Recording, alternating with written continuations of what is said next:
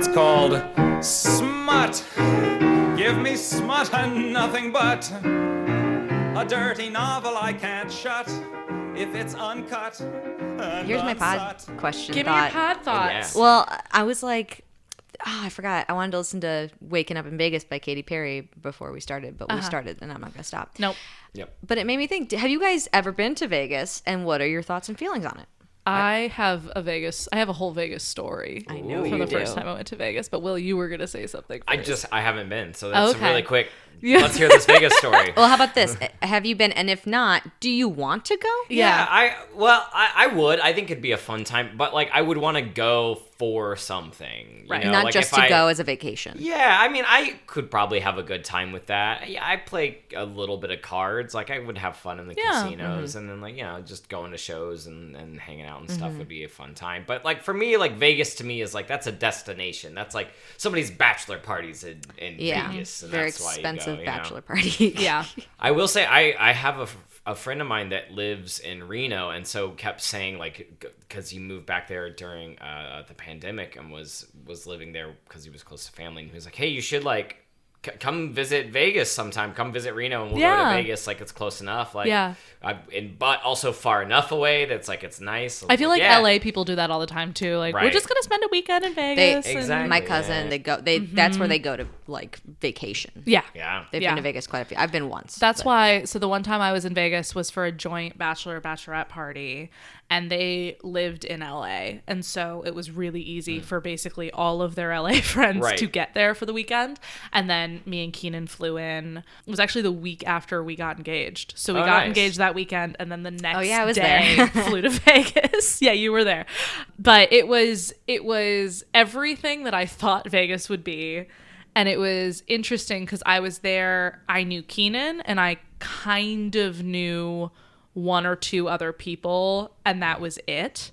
And so it was just me meeting 40 strangers because they were all the couple were friends of Keenan's, not of mine. Gotcha. And so I just kind of got to be an observer.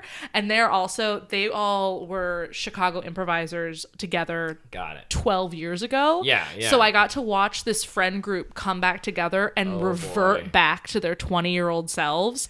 And it was So many bits. so many bits. Different drugs that I didn't know exist. Just everyone was like, woo! And I got to kind of, I at one point had to help the bride get to the casino we were all supposed to be meeting at because everyone was kind of shitty and like left, and she was trying to get food, and I was like, I will stay with you because I was raised right. Good on you. Good like, Midwestern genes. It was just one of those situations where I think no one was really well organized, and it ended up with just me, the bride, and like two other girls trying to get where we were supposed to go. Hey, that's the real bachelorette party then. Oh, yeah. At that point, Yeah. like you're now part of the in crowd. Exactly. It felt very good because also it helped that the bride she's going to be at our wedding, is one of the sweetest, just radiates sunshine and light, like just Amazing. a very sweet woman. And then her husband is like a little bridge troll who loves her with all of his heart. And he would not be upset to hear me say this, and he will probably be walking Emily down the aisle at my wedding. Fuck great. yeah. Because he's in Keenan's wedding That's party. gonna be, and we're Can't probably the wait same to meet height. them. You are the same height, and that's why. That's why. That's why you're gonna be paired together. 'cause That's it'll be gonna amazing. be, if you can get us to shut up, that's gonna be a wedding present unto itself. No, I mean that's one of the reasons I wanted to pair you together, because it'll just 'Cause be we'll just be absolute chaos. He does a show in LA called Thunderbulge, Which sounds and like it's- something I would do if it was a woman's show. It's like a stripping comedy review, and the nice. point is that it's just regular dudes That's great. mixed with other dudes. Nice. I love that. So yeah, it's just But that was my Vegas. A very small part of my Vegas experience is it was everything that I thought it would be, and also nothing like I thought it would be. So yeah, You don't want to ask if I've been to Vegas? No, I was just gonna say welcome to Femmes Reading Film. I'm Jess. Emily. And I'm Will. Emily, have you been to Vegas? You know what? I don't want to fucking talk about it. All right. You know, I've not been to Vegas, but I have been to Branson, which is kind of the Vegas of the Southeast. My story involves someone pulling out a tampon at a pool, but you know what? That's fine. Oh, no. No, I won't tell you anymore. Oh no. You know what? We're gonna start a Patreon, and the loyal listeners are gonna get that story. My story starts in Vegas and very quickly leaves Vegas, and that's okay. Oh no, I was talking about my personal Oh, story. your personal story? Yeah, my Wait, personal Vegas story. Wait, tell me about the tampon. No, again, It's too late now. Shit. you didn't ask. Shit. You're Don't gonna ask, have to don't become a Patreon subscriber to be able to hear. Listen, I'm very tired. I'm very low energy today. I'm very I tired. can be. I'll muster up enough. I'll mustered up enough energy for the both of us. Right. Oh no. Oh, shit. no. Oh, shit. I'm sorry. Did No, you it's great. did you do any research into the trope today? I kind of did because it's hard. Oh, just so you guys know, FRF listeners, the trope today is drunk waking up in Vegas married, yeah. which is a long thing to say. Accidental marriage plus Las Vegas. Yeah. Plus yeah. drunk, most likely. Kind of. So Yeah. Well, actually, before we get to the research, Will, what were you hoping for out of this prompt? Was there anything in particular you were excited about? I mean, I like the shenanigans that usually come out of it. I feel like there's a little bit of like that, like, oh, we have to retrace our steps. And Yeah. like, I don't know. I think it's also like it's kind of an inherent, a little bit of like a friends or enemies to lovers kind of thing. Yes. Also often happens in Definitely. this trope. It's like, no, I married you. Oh, how could that ever happen? Everyone knows we hate each other, but it's like, okay, but secretly you're the best people for each other. Biggest We're about to find out mistake. how. I love that shit. Yeah. Yeah. Of like, Okay. our pride won't let us admit that we do actually kind of love each other. Maybe we're perfect for each other. It's fine. Yeah, I did a little. I didn't do a ton of research, but I just kind of looked around the tags, and really, I feel like the key parts of the trope are like usually the first chapter is waking up and dealing with the fallout and being like, what's happening, and waking up hungover, and then I feel like it's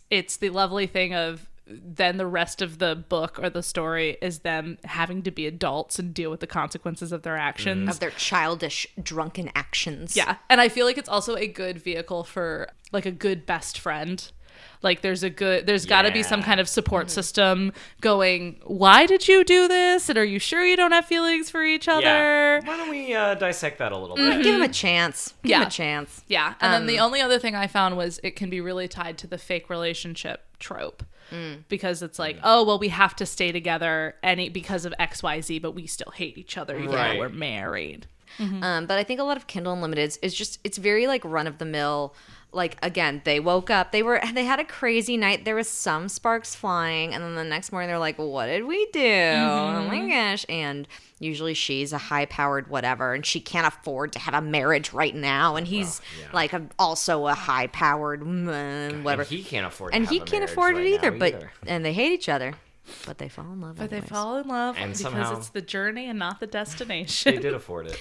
There was like a sketch writing thing in my high school that I was not a part of. It was the other sketch writing thing, which I truly loved. I cannot remember the name of it right now, but they had a sketch where they were trying to pitch a rom-com. Yeah. And it was Sandra Bullock, and it was like, I think Matthew McConaughey, and everything they said was like, she's a veterinarian, he's a pig who's about to be slaughtered.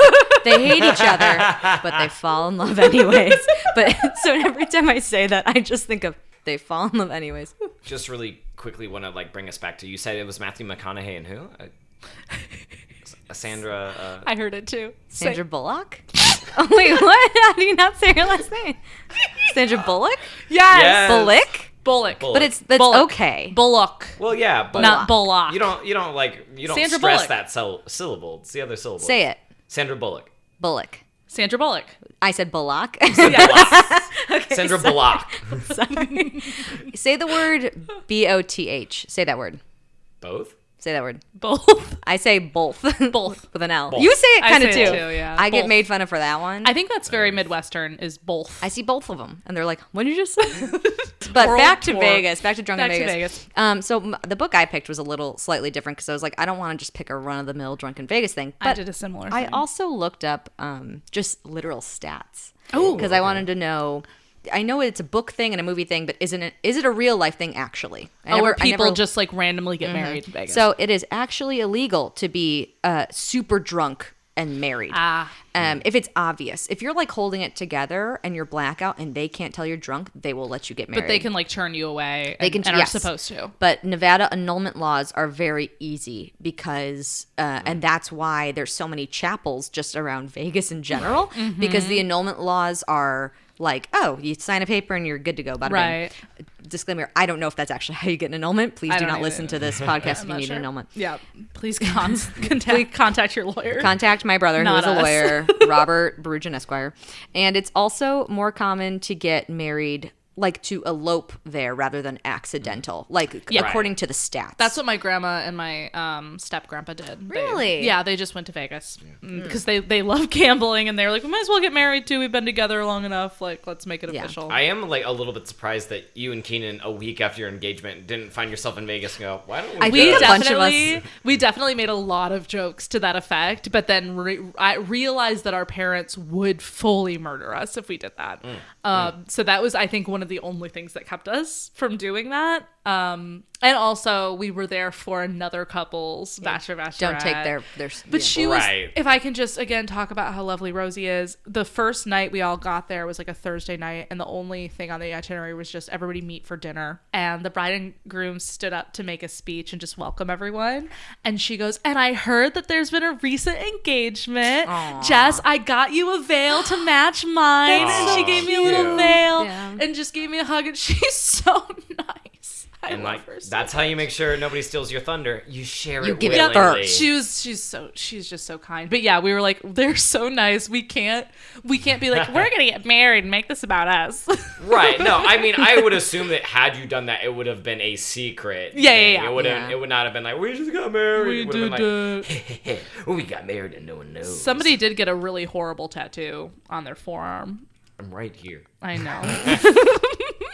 I like to talk shit to your face. Well, Oy vey. so do we want to just get into it? Yeah, because no one asked me about my Vegas story, so I'm never going to tell it. No, I'm not. I know for the better. Patreon. When you It's tell for the- me it's for the When you Patreon. tell me where your boundaries are, I'm not going to dig. You're starting this week. I'm Go. starting this week. Well, and the reason I'm pushing forward is mine is going to be a journey, you guys. I'm It's- excited. Oh, okay. It's going to be about a fandom that I have not dug into yet. This The makes journey A fan. very weird. So first to back up. So originally when you gave us this, I was thinking of a Succession fanfic that I've read a few times, which is Roman and Jerry were the pairing. But then when I reread it, it was they agreed to go to Vegas and get married, and then that was the beginning of the story. And I was like, fuck that. That's doesn't not work. how I remembered it.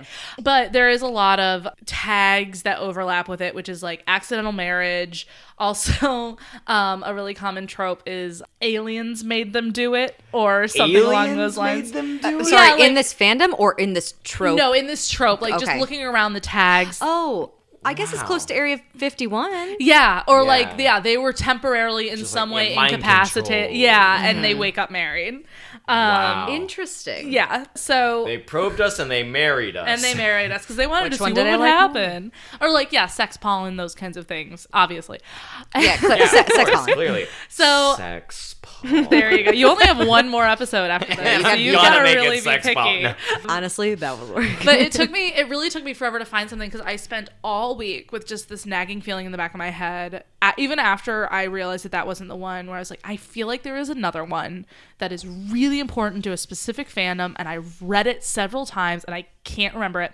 And then 3 days ago, I looked this up because there's a Wikipedia for fandom specifically, and I just looked up Las Vegas marriage, and sometimes it'll list important fics that Gotcha. have the trope, and I found this one Wow. by doing that. So we're covering a fic called Never Marry for Money, You Can Borrow It Cheaper by Hapakitsune, published in 2011. I had this fic downloaded on my laptop, which is how I read it. And I also found a podfic for it, which was very helpful because I was so burnt out this week. And I was like, I can't read anything. So I got to listen to it. And that nice. saved my fucking life. And the podfic was recorded by someone named Night Tracer. 7 chapters, 71K words. And the fandom is The Social Network. Oh What? my God. Honestly, I swear to God, I was gonna guess West Wing. But I was like, come on, Sorkin. Yep. Wow. The All right. Social Network. Great. Do either of you, have you both seen the Yes. movie The Yes, Social Network? absolutely. Yes. Okay. Yeah.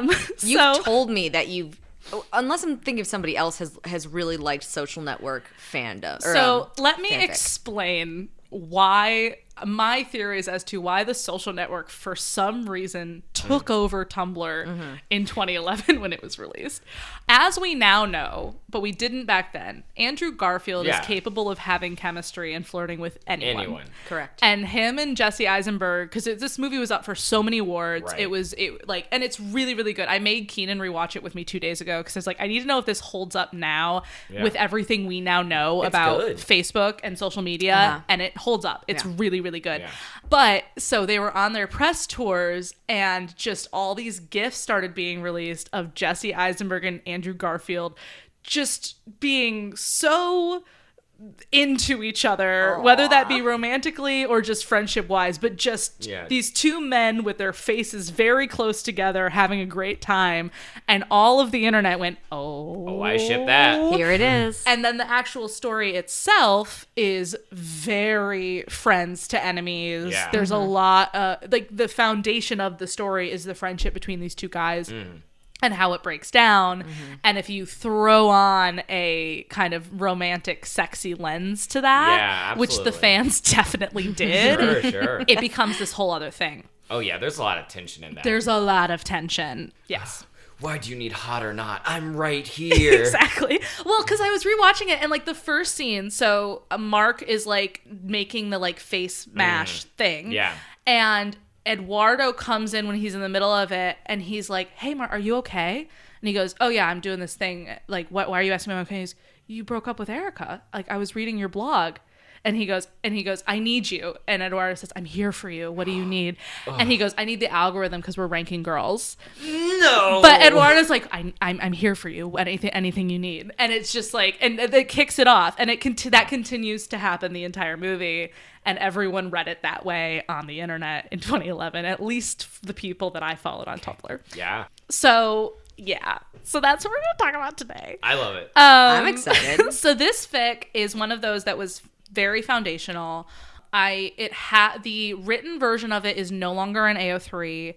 I don't remember if I read it on LiveJournal or AO3 or fanfiction.net at the time, but I had my version that I downloaded, and I had the podfic. So I don't have stats as far as like how many hits, but I remember it being one of the most popular fics.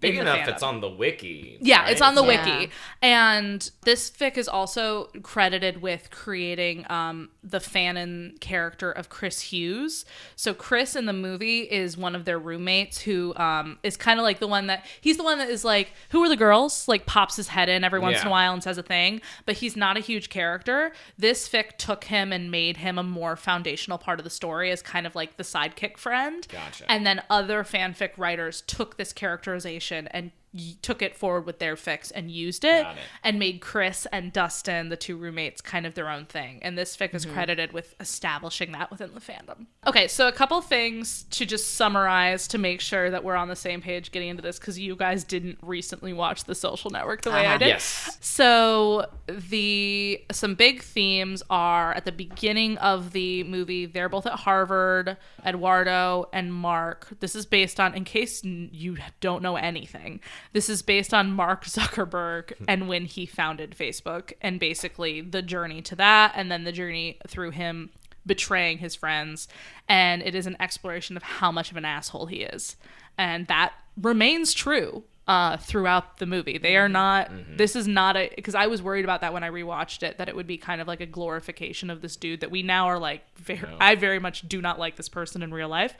And it's not, they don't really pull any punches. They're like, yeah, he's a dick. And he's suffering for it. Hates The Social Network movie. So by watching it, you are actually standing up to Facebook. Yep. So. Stand up to Facebook. Watch The Social Network because it's a really good movie. But basically a big key thing is they're in college. Eduardo is trying to get into final clubs, which is basically the Harvard version of a fraternity, and getting punched means you got like accepted to the thing. Mark is resentful of that because he knows that he won't stand a chance, but his more popular, more handsome, richer friend Eduardo does, and that's like a running line through the beginning of the thing. They run into these two girls that, like, Eduardo starts dating this girl named Christy, like in the middle of the movie. She might pop up in my summary. And then the big thing is When Facebook gets made and they're shopping it around and trying to basically make it a company, Sean Parker, who's played by Justin Timberlake in the movie, kind of makes an appearance, and he's the guy that founded Napster, and he's the one that gets in there and starts kind of influencing Mark a lot to lean into his more asshole-ish tendencies. And Eduardo hates him off the bat because he's pretty much immediately cutting Eduardo out of the business. And in the end, Eduardo does get cut out. They reduce his shares of stock from like a 30% share in the company to a 0.0-something% share. And that's where we get the famous scene of like he smashes the laptop. Yes. And he says, lawyer up, asshole. Right? Yeah. And sorry, my Prada's at the cleaners along with my hoodie and my flip-flops, you pretentious douchebag, which is one of my favorite lines. So yeah, so all of those things are good to know. Heavy best friends betraying each other, heavy love and chemistry between these two people. Jesse Eisenberg and Andrew Garfield got caught the attention of the fangirls on their press tour, and it just kind of rolled from there. There are 2,691 works for The Social Network on AO3. But these were mostly published in 2011, 2012. So there were probably a lot more that have since been deleted or the account was discontinued or whatever. The top Tumblr post for The Social Network right now reads, I think they should make more movies about real people, but make them gay against their will. I think Andrew Garfield is a pioneer for what he did. But make them gay against their will. Yep. So yeah, any questions before we get into it? I'm good. I've got just a question so because I know that there is a type of fanfic where it's like real people. Yeah. But this is a movie like characterization of real people. Right. So this is not RPF, which is real person Gotcha. fiction. This is based on The Social Network. Got it. So nobody making gift sets or anything is thinking about the real Mark Zuckerberg. They're Right. thinking about The Jesse character. Eisenberg's portrayal of. And Cool. that's something that a lot of people are very... if you read notes at the beginning of some of these fics, people are like, this is based on a work of fiction. This is not about the real people. And just for good measure, this is based on a work of fiction. This is not about the real people. This is in no way meant to be about Mark Zuckerberg, the real person. This is about the movie that he hates, The Social Network. Great, cool, wonderful.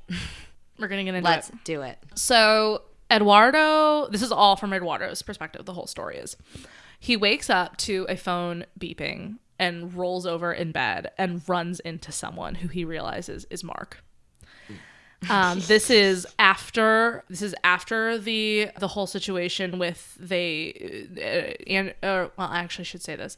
Eduardo sues Mark about the shares in the company, about everything getting taken away from him. This is also part of the movie, and they end on horrible terms, but Eduardo gets a undisclosed payout from Facebook.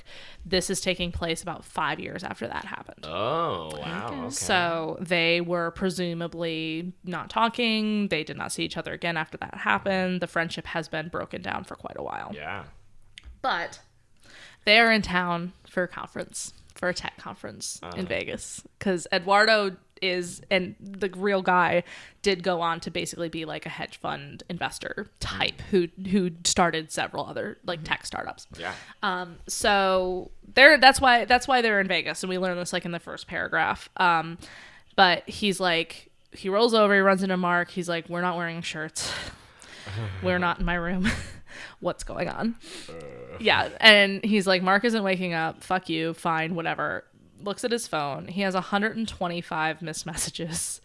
And scrolls all the way to the bottom. And it's their mutual friends, Dustin and Chris, who now work for Facebook, texting him, getting increasingly drunker, being like, you guys, like, I'm sorry that I said that we should go to the bar. Like, my fault. I just wanted us all to hang out again, like old times. Like, where did you guys go? Why are last thing I saw you were like yelling at each other, and then it's just like more and more like, bro, I don't understand. Word salad, Yeah. word salad. And so, and then he keeps scrolling up and he starts to see messages saying, congratulations, man. Hope you're happy. Hope everything's going well. Oh, God. And he's got all What? these text messages saying, congrats. Like, why weren't we invited? And he looks up and looks over at Mark's nightstand and sees 2 rings on the nightstand. Eduardo. So he's freaking out. He like puts a shirt on, and then he not very gently at all wakes Mark up and is basically, what the fuck happened? Yeah. Wait, both their shirts were off. Both their shirts were off. Were their pants on? Their boxers were on. Okay. Yeah. Okay. Yeah. They were not completely naked. And so This is just something I need to know. No, yeah, yeah. So yeah, they were sleeping in bed, but they weren't fully naked. And he kind of very quickly is like, we got married apparently, because like there are rings there and people are texting me congratulations. And Mark goes, well, how did they find out? Like, what happened? Did he put it And on then- Facebook?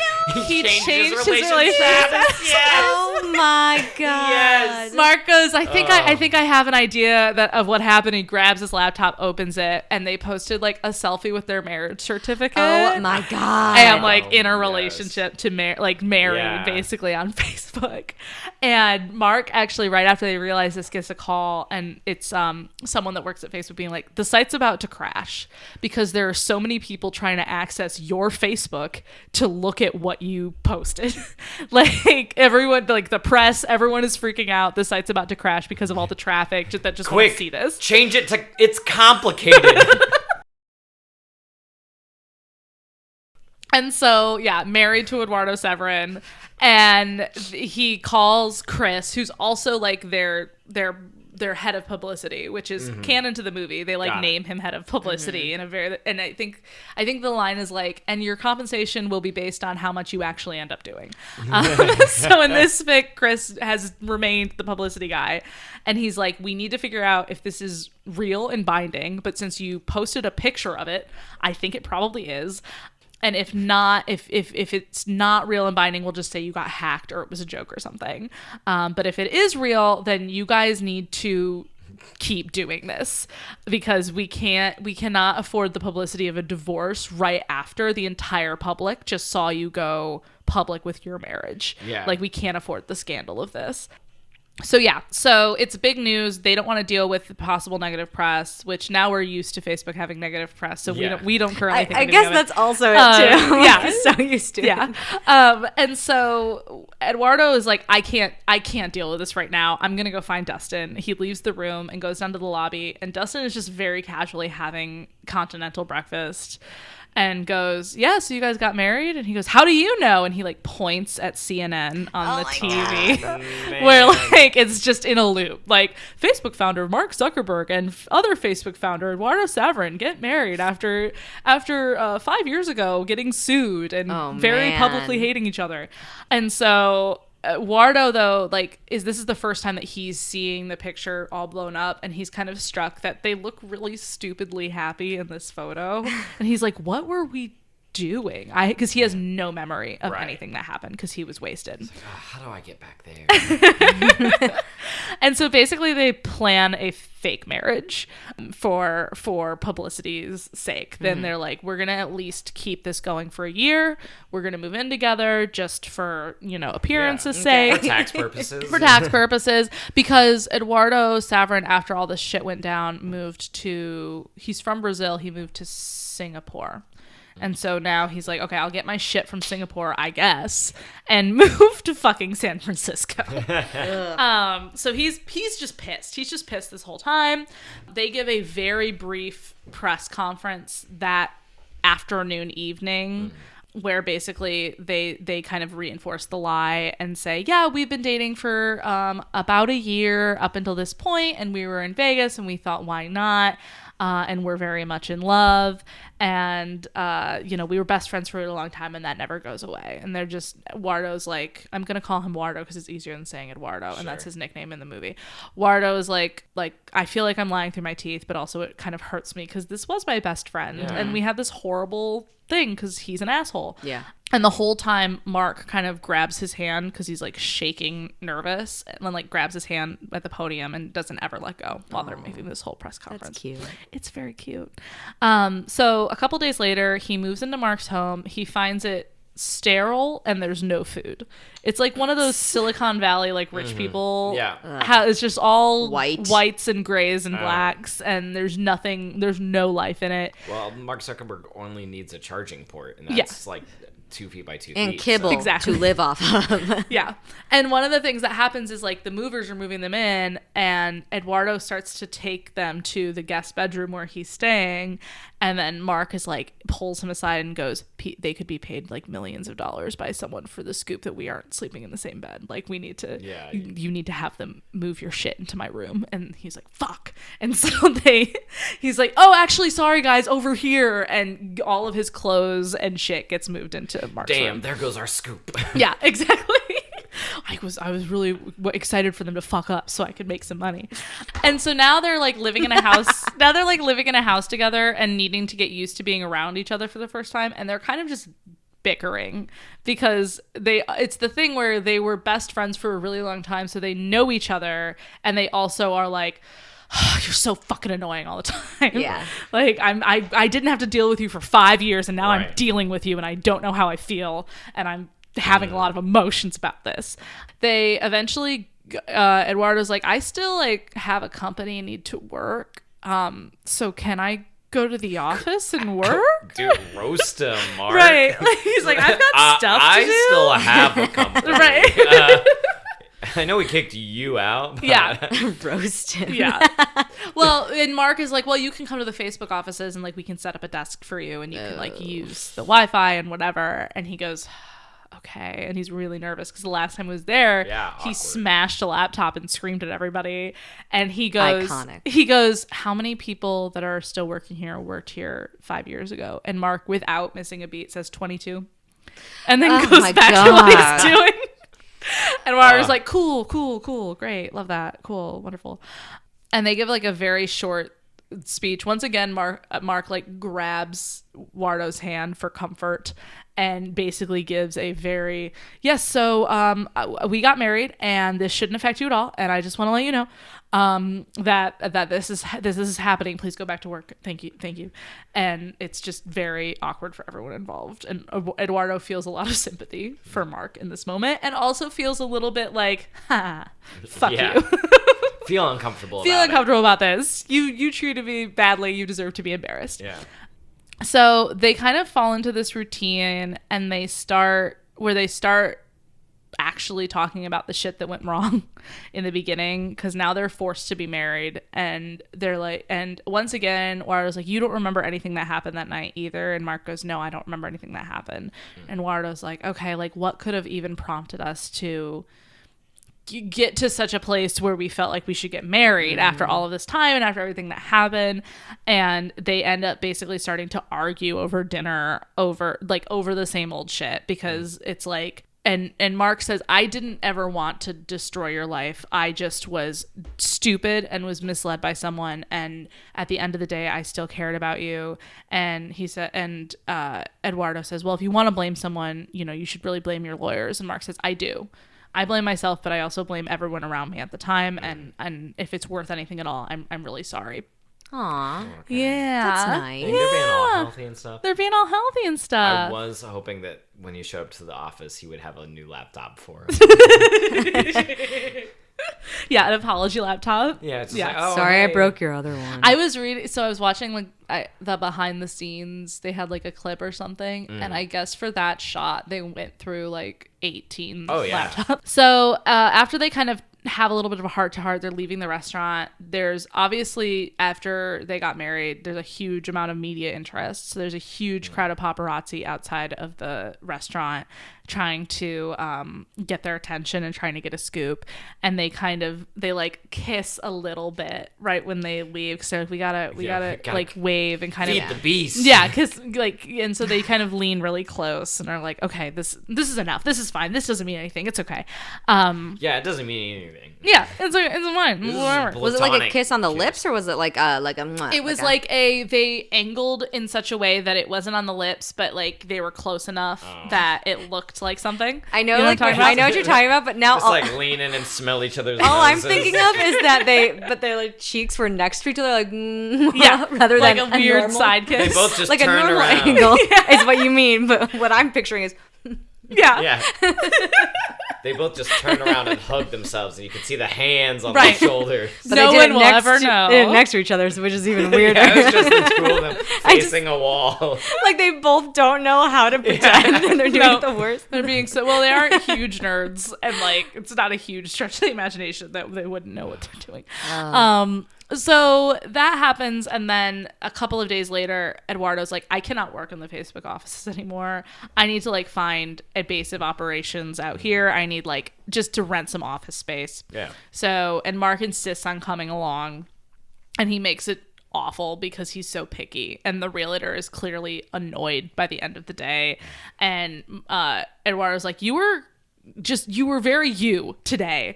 And he goes, I'm sorry, do you want to get dinner maybe, and I'll to make it up to you? Mark doesn't want him to leave. He doesn't want him to leave. And I bet so, Mark remembers everything. and so, Mark has a detailed list of every timeline. moment. Yeah. Yeah. And so Mark takes him to dinner, and they once again kind of start talking about real shit over dinner. And they and he says something along the lines of like, I after what happened with you, I caught it in time that Dustin and Chris wouldn't get screwed over, because I realized like what had happened, and I knew that Peter Thiel and Sean had a plan, but I didn't realize how horrible it was, and I wasn't paying enough attention. And Eduardo just goes like, yeah, like at the time when I was doing all the things I was doing, I just wanted your attention. Like I just wanted my best friend back. And Mark is like, yeah, Sean convinced me that you were actively working against me and trying to ruin my company. And I know now that that's not true. And Eduardo gets like really kind of, he still feels really shaky and not satisfied by that. And he goes just like, I don't know what I need right now, but that isn't sufficient to me. Like that doesn't feel like enough of an apology to me. And he kind of flees to the bathroom and like leans against the counter, and Mark comes in and goes like, I apologize to the night that we got married. I remember as much of that I apologize, but you don't remember. And I just want to let you know, I will keep apologizing. I am so sorry for what happened. And like, do you want to leave? Like, where are you right now? Like, do you want to go home? And Eduardo goes, no, you just exhaust me sometimes. And Mark goes, I've been told I'm like a stairmaster. And he says, oh, you're not that bad. She shouldn't have said that to you. But yeah, so they are at the end of dinner. Eduardo is like pleasantly tipsy. They end up having kind of a nice time, and he apologizes for just getting so upset. And he goes, this is an adjustment for me. And they come out to a ton of press again, and Mark is like, I'm gonna kiss you for real now. And the camera's like, go off. And Eduardo like is horrified by himself when he leans into it and enjoys it a little bit. Still side by side, but now they're angling more. And what jolts him like back to reality is he kind of feels Mark do like a full body like shudder. Like a and that kind of makes me go, oh, and he like sees that Mark looks just as kind of dazed and out of it as he does, and he goes, let's go home.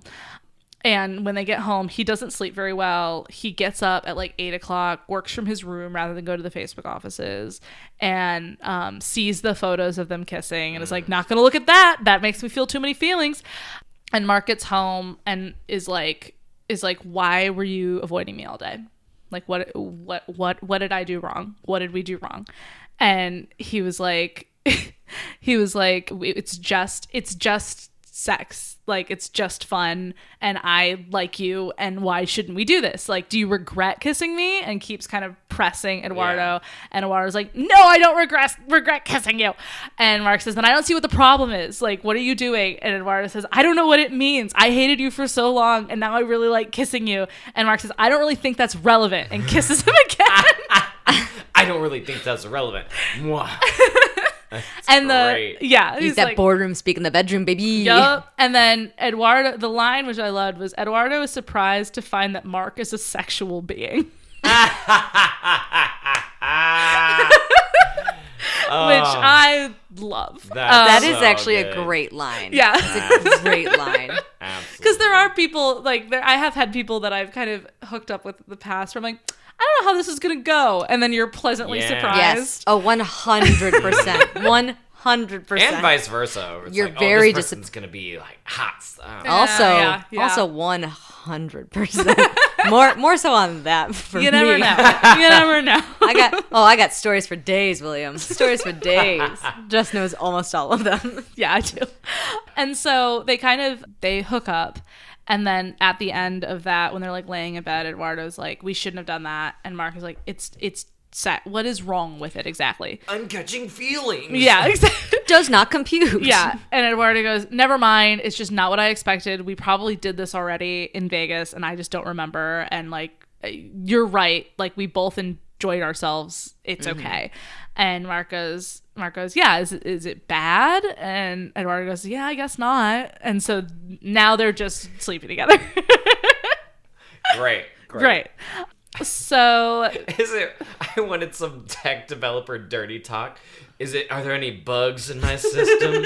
Maybe I could patch it for you. Code me So hard. there is not dirty talk. However, there are definitely references to, so it's a thing in the movie and then it's a thing that the fandom has run with, that programmers can kind of get into a zone and be very focused on something. Oh, yeah. And so the leap is that in this case, Mark is that way in the bedroom where he's just like ultra focused. Like, this is what we're going to get done. And I don't care how long it takes. This is what we're Checklist, doing. yeah. Like very determined, like, let's do this type sex. I also think of it as like they're going at it, and then he's like, I know where to put your headquarters for your offices. Like, just have Mark really get to focus. He business. looks behind him. He's in.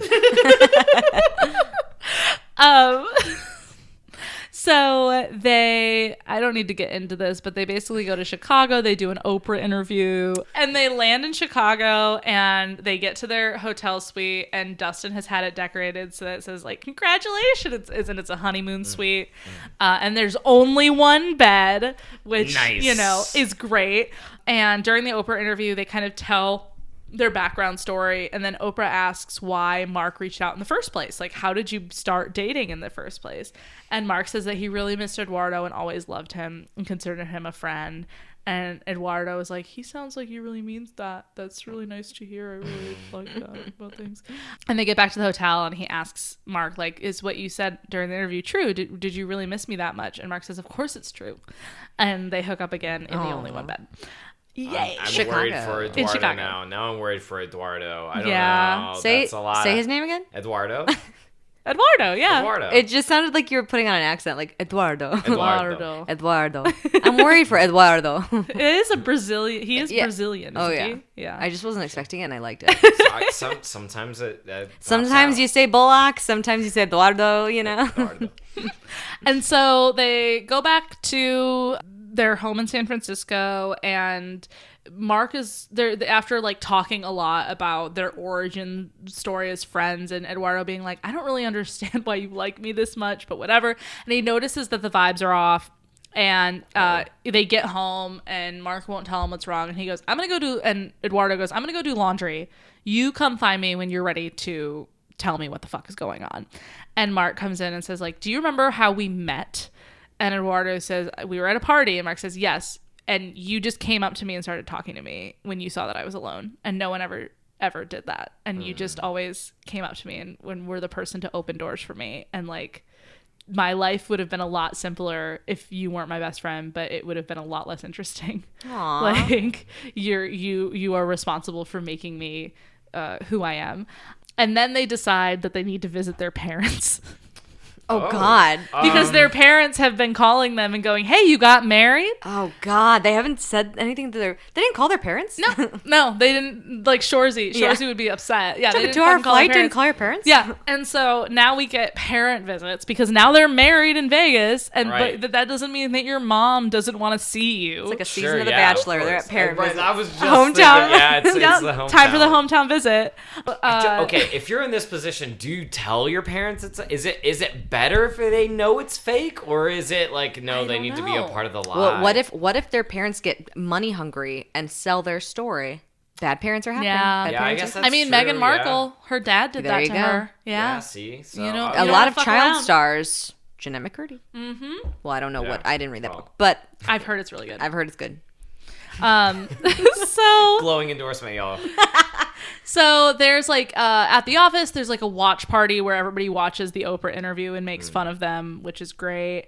And Eduardo's like, okay, let's go home. And Mark says, oh, I just have something really quickly to finish up with legal. We're working on some paperwork. And Eduardo's like, I don't know what that means. Okay, fine, whatever. He finishes up. They go home. And then the next day they finally find an office space for Eduardo, and they're kind of hanging out and setting it up. And Mark gets a call, and it's Sean asking him to bail him out from something. He like got arrested for drunk driving or something. And Eduardo is pissed and jealous and upset and like, you're leaving me for Sean? Like just like you did before? What do you mean? Triggers. And Mark says like, I'm not the only one in your life. I have responsibilities. He is still a shareholder in the company. I have to deal with this. Please understand. And Eduardo just gets super drunk and is a baby about it, essentially. Hey, we've all been there. Yep. Yeah, I mean, look. Oh, Eduardo. And like they hash it out that night, and he's like, "You, as soon as Sean came on the scene, you forgot about me, and I was here first, and you left me." And they basically get in an argument, and then they start like, as he says, "You make me so angry." Eduardo starts unbuttoning Mark's pants. Like, okay. You let your one of the lines which I wrote down is, "You let your emotions get in the way, and it's a huge weakness of yours." Mark says, reaching for the lube. Oh. So they have what a good. They have like some hate sex. Some hate sex in the way only former best friends could, where they're like, "Here are all the deep truths I know about you, motherfucker." Mm-hmm. I love it. They basically the next morning they wake up, they apologize as only good hate sex can do. Mm-hmm. And then they do parent visits. They do the hometowns. Mark's mom is so warm, and his dad is so warm and excited to see Eduardo again because they've met him before. Yeah. And is like, they're like, "I'm just so happy to see you. Let's go watch Star Trek in the den. Like, Mark, can you help me set the table?" Just like a very normal New Jersey family. And it's a lovely time. And Eduardo is very out of his element in that world, because in the movie you kind of get the sense, because he's always wearing his suits, and he's like, you wouldn't understand what this means to make my father proud. So the fans have really extrapolated that to mean Eduardo is born into a very formal, kind of, I could see that, And so then when they visit Eduardo's parents, it does not go very well. To be fair to Eduardo's parents, that's like your son that just got massively dicked over by this guy legally 5 years ago. And a parent never forgets. So that's the attitude his mom takes. So when I kind of love that. So when they get there, because his mom has been calling him throughout this and being like, "Oh, I'm so happy for you. I'm so happy you're happy." But then when they see each other in person, she's very cold to Mark. She's very like, "Oh, well, I guess, if you're here, like, how are you going to protect my son?" And she says, does he get on his knees and beg for your attention every single day? Because he should, after what he did. And yeah, I'm into this mother. Yes. And she says he should have to woo you every single day after what happened. Like, has he apologized sufficiently? And she says that all in front of Mark, and he kind of is like, "Excuse me," and excuses himself. And then he hears, them talking a little bit more. I was gonna say deep crying from the bathroom. Crying. Eduardo goes up to their room where Mark went, and Mark is like, "What kind of flowers did your mom like? I really want her to like me." And Eduardo's like, "She likes dahlias." And they go to like 5 different places trying to hunt down flowers. And Mark is just like, "We are gonna get these fucking flowers for your mom because I want her to like me, and I fucked up, and let's do this." And they eventually come home with this giant flower arrangement, and it starts to melt her icy heart a little bit, because he's just determined to win her over. He's like, "I know that we randomly got married in Vegas, and I know it was very shocking, but I promise that I am a good man. Here are these dahlias." And I present you flowers. But then Eduardo's dad comes home and is immediately an asshole. Oh. And he like shakes hands with his son and is like, "Hello, son. Good to see you." And they shake hands. And Mark he goes, "Hello, Mark," and holds out his hand, and Mark just kind of nods at him. Because he does not like Eduardo's dad after what he's heard over the years of knowing each other. Got it. And they have a very tense dinner where his dad is basically kind of making fun of Eduardo and being like, you made bad business decisions. That's why you don't have a share in Facebook anymore. Mark agrees with me, right? God. Mark understands. Oh, no. Mark was just doing good business. And Mark basically stands up for him and goes, Eduardo's a good person. Like, he only ever wanted to help people. He only ever helped me. If you can't see that, you're an idiot. Like, and basically stands up for him. And it means a lot to Eduardo. It's a big moment. It's very sweet. And then they have sex on the dining table. table. Well, in the middle of the dahlia bouquet. Will and I are the same you guys wavelength have the today. same wavelength. But yeah, no, it's more like Mark stands up for Eduardo. Eduardo leaves and like goes to the bathroom, and Mark follows him and is like. So I need to be on my knees every day. Huh? Yeah, exactly. Ooh, baby. Well, he goes, you have to be quiet. And starts going down on him. And then Eduardo cannot be quiet. So he gets up and puts his hand over his mouth and says, you have to be quiet. And he jerks him off while telling him that he is a worthy, good person who deserves love. Oh, I don't. New kink unlocked. I don't. No, I don't know about that one. Just like, you're so good. No, I don't like You that. deserve That's like that's too much happening in my head. In a good way. With covering his mouth, it is a lot going on. That's so much But you happening. have to stay quiet because, we're in your childhood home. Anyway. It's like it's like wholesome doming. Yes! You give to charities. I saw you recycle. You really separate I your should trash. say, Will and I are also doing the hand motions of pretending to cover someone's thing and then moving our hand below the table now. Nobody can see this. Until this moment, I didn't know what that looked like, and I'm so glad that you guys could demonstrate. Well, we need to show the viewers, the listeners, recorders. Yeah. Oh god. Okay, It's audio media. so he's a good. All right. So dinner. he's a good, worthy person. He deserves a hand job, which he gets. And then then they go to bed. Basically, Eduardo falls asleep early, and he kind of wakes up to Mark climbing into bed properly after brushing his teeth. Eduardo wakes up to that. He feels deep warmth and affection. He thinks, I love him so much. Doesn't say it out loud. Okay. Says shit out loud. And Mark says, what? And Eduardo says nothing. Go to bed. And they go to sleep. Okay. So that's what happens. Okay. Got it. They're back in San Francisco, and it's just kind of and Chris has dropped off a manila envelope of divorce papers to Eduardo and says, hey, just in case we need to just do this. I'm your best friend first. Here are these. If we need to move forward, now you have the paperwork. You have the thing. Yep. Well, it turns out Mark sees the papers. Eduardo is holding on these papers for a couple of days, and he sees that the manila envelope got moved, and he suspects that Mark saw them, but he doesn't really know or address it. And a couple of days later, he just shreds them. He gets rid of them. He's like, you know what? Nope, I'm in this for good. I care now. I have admitted my feelings to myself. Cool. Finally, the next day, Mark admits that he saw them, and he's very well, you should just sign them, and I can let you go, and you can be free. And Eduardo says, you can't sign them. I tore them up. I don't want to get divorced from you. I love you, you idiot. Oh, I love it when there's an idiot on the end. I love you, you idiot. And then Mark mumbles, I love you too. It's fine. It's okay. And it wasn't just sex for me ever. I just really like you. And they have one final, very graphic sex scene. Amazing. When you add that, And they very poke graphic. each other. They poke each other in places with things. Sticks. And the next day, Dustin emails Eduardo and says, what did you do to Mark? He's cheerful and it's scaring the interns. And Eduardo goes, I shredded the papers. And he just gets an email back from Chris with just, it's about time.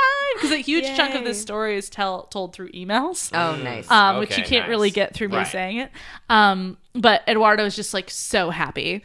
And then after a couple of days of happiness, they're laying in bed. They've just had sex. And Eduardo just offhand says, I bet we had fantastic sex that first time in Vegas. And Mark says, oh, we didn't have sex the first time that night in Vegas. Did I call it? And Eduardo freezes and is like, what do you mean we didn't have sex in Vegas? And how do you know that? And Mark admits that he remembers the entire night. I called it. I read enough of these stories to see the truth. Yep.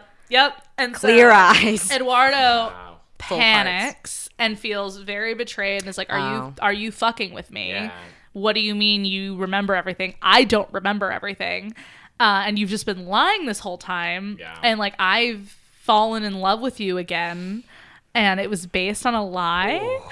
And nothing Mark says can calm down Eduardo. And Mark is like, I can't lose you again. I'm so sorry. I know this was fucked up. I know I should have said something to you. And yeah, well, that fixes everything. Thanks, Mark. I know. And so Eduardo leaves and goes and sleeps at his office. And at the end of that day, like, Dustin comes and gets him. He's like, stay with me, man. You can't be sleeping on your office floor. So Dustin, like, takes him in, and they're sitting on the couch. And he kind of goes, and Eduardo's like, yeah, this is what happened. And Dustin goes like, yeah, I understand that is very fucked up, and he should have definitely said something to you, but also you have a right to be angry, but you should hear Mark out also and just see what he has to say about the situation, because you two love each other. You've loved each other for a very long time, and maybe it's worth it. Maybe it's worth it to just listen to his side of the story, but your anger is justified. Right. And so and Eduardo's like, I guess, okay. And so then he's going through his things that night because his assistant like brought him a to-go bag of like all of his shit. Yeah. And at the bottom of the file of like paperwork for work, there's a folder that is not his, and he looks at it and it's Mark's will. And he sees that Mark has added Eduardo to his will as the person to inherit everything should he pass away. Damn. And that was the stuff that Mark had to say with the lawyers to get it ironed out. God, and never Eduardo, mind, forget the prenup. Yeah. And Eduardo's like, oh, okay. I am important to this person. And so the next day he goes to the Facebook offices and is like, I need to talk to Mark. Takes his laptop, smashes it, slams it on the door. And Mark is in the middle of a meeting with Sean, who like pops his head out of the conference room and is like, we're actually in a meeting. You're going to have to wait. And Mark goes, Sean, stop. We'll meet tomorrow. Ooh! And like ushers him out of the conference room and ushers Eduardo in, and they sit down. And Eduardo like pulls out the folder. He's like, I think my assistant grabbed some of your shit. What is this? And Mark just very dryly says, I want you to inherit everything after I die. I don't think it's pretty obvious if you read it. I don't know what you I don't really know what you want from me. And Eduardo just goes, okay, that aside, explain what happened and what you were thinking. And he was like, I was thinking that I wanted you to inherit everything after I died. And he goes, no, not that. Explain what happened in Vegas. And Mark says, well, it was actually your idea to get married. We were very drunk and arguing outside the club, and you said that you felt that I had left you, and I apologized kind of the way I did at dinner a couple of months ago, and you seemed fine. Like, I really genuinely did not know how drunk you were. I did not know. I promise I didn't know. I didn't know you wouldn't remember. And then we were kind of just after that catching up and telling each other we cared about each other, and we saw a newlywed couple across the street, and you like pointed at them and said, let's do that. And I said, yeah, okay. And so then we did it, and it was the best moment of my life. And then I found out the next day that you didn't remember any of it. Oh God. And you that night you were really, really happy, and I thought that you'd meant it. And then when you didn't remember, I didn't think you'd want to know what happened. And then eventually I wanted you to stay, so I was afraid to tell you, and I just never did. And I've been in love with you for a really, really long time, even before the lawsuit, and it was kind of the best thing that ever happened to me, and I'm really, really sorry. And Mark says, I know it's not an excuse. I know I'm not very good at talking, but please come back. I love you so much. We don't have to be married, but just stay here. I will do whatever you want. And Eduardo says, okay, give me your ring. And Mark gives him his wedding ring, and he grabs Mark's hand and says, I mean it. Will you marry me? Aww. Properly? And he says, and Mark says, of course I will. And Eduardo puts his ring on, and they say, I love you, and they happily kiss, and then there's an epilogue, which is their wedding. Aww. Their proper wedding. That's adorable. So that's Never Marry for money. You can borrow it cheaper. Nice. Yeah. That was fun. Yeah. That's and great.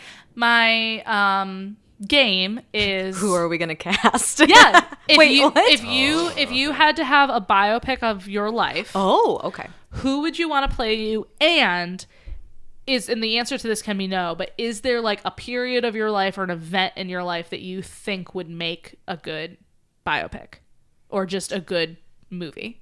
Okay. That's my question. Gotcha. Andrew Garfield. I mean, Always. you could. Yeah. Yeah. I mean, thank you. You first have of like a all. similar like body type and like a look about it. It could work. You have a look stop. about you. Don't. Shut don't, You're please. just like Andrew Garfield. Wow. Well, I guess I should go now. That's this moment is what the biopic's about. I've peaked. No. Of my friends, you are the most likely to have a crafting room, I think. Interesting. Yeah, you give off that vibe. I know you okay. don't craft, but you give off that vibe. Well, okay, Oh, you yeah. say that. I craft, just not on my own time. I craft When someone fucking pays me, I grab. that is what that sounded like. I craft on my own time. I don't have I don't dedicate myself to crafting in the Right. same way some people do. I have friends that craft a lot, and we will often craft together. But it's Aw, cute. It's usually like at their prompting. I'm like, Yeah. oh yeah, I do like to do that. yeah. Yeah. Yeah, I Andrew Garfield would be great. I feel like well no, now I'm just telling on myself as I start naming people that I would want to play me in my biopic. But yeah, Andrew Garfield, and then Timothy Chalamet I think could also Oh, yeah. 100%. Wow, There it is. thank you. Hundo Awesome. P. 100 P. Andrew Garfield's the older of Timothy Chalamet. They both be Yeah. in it. It's spanning your life. Timothy is me in high school. It Yes. follows me. It grows up Yes. with me. And then once I'm in college, it becomes Yeah. Andrew Garfield. Absolutely. In what period of your life would you say? All If of you it? have one. I mean, yeah, I don't know. It feels like, is there anything in my life that's biopic worthy? Not yet. Okay. Not yet. Your future. The way you looked at me when you said that. Not, Not yet. yet. Just wait, listener. No, I mean, yeah, I guess. High school, probably. Maybe college. I don't know. Yeah. I had fun in college. Okay. Sure. Yeah. Nice. Yeah. What about you all? What's your defining moment that's going to be a biopic? I don't have one, but it would probably be when I did like an internship in London for like 3 months, and I feel like that would be a fun like coming Yeah. of age thing. Hell yeah. Definitely. And then Aubrey Plaza. Oh, Hell 100%. Damn it, you guys are really good at this. I don't. Okay, I'm changing my answer. I'm sorry, because you said coming of age, it did make me think. I went on a road trip in college my freshman year. Oh. It was like a cross country road trip. Ooh. That would Nice. make such a good like indie teen movie. Yeah, Absolutely. that's a good one. Okay. I have a few instances in which I think it could be a good movie. Okay. Like I did an exchange program in high school with people in Spain, and Oh. they came here for our homecoming week, and we went there for our spring break. So like, Cool. a bunch of American students, one of which, aka me, who didn't speak Spanish super well, with the person who did not speak English super well. We were paired up, and just like all the adventures we went on for like a week. So that could be a time.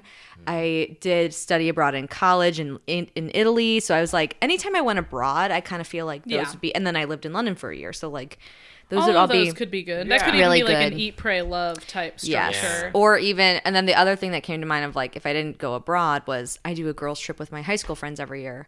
And like, Oh, that would be a good format. Like checking in throughout the years during the girls' it'd trips. be like it'd be kind of like girls, girls. Sisterhood of the Traveling Pants. No, I was thinking girls trip with like the one Amy where they go Poehler. to the winery. Yes. Oh, Amy yeah. Well, Poehler, our Maya most recent one was in Napa, so Yeah. that kind of works. But we've done Boston, we've done New Orleans, Nashville, Napa, a lot of ends. Fun. So those times would be great. Person, I always resort to Kat Dennings because I think that's she looks like you in the face. I think everything else I can kind of that's someone who I think could Curl get her away. hair. Yes. Yeah. Yeah. Another person who doesn't look anything like me, but I think has an energy that could do Jennifer Lawrence. Oh yeah. I think Energies, definitely not in looks. We don't look Yeah. anything Energies. alike. Yep. Yeah. I don't know. I don't really look like anyone. I'm one of a kind. You're very unique. I'm brand Not new. like Will and I who look like people. No, carbon fucking copies. You two. Timothy Chalamet, Aubrey Plaza, Yeah, obviously. Brand new images Easter egg together. right here. I was born today. So yeah, that's what I would do. If you think of anyone for me, let me know. Yeah. Yeah.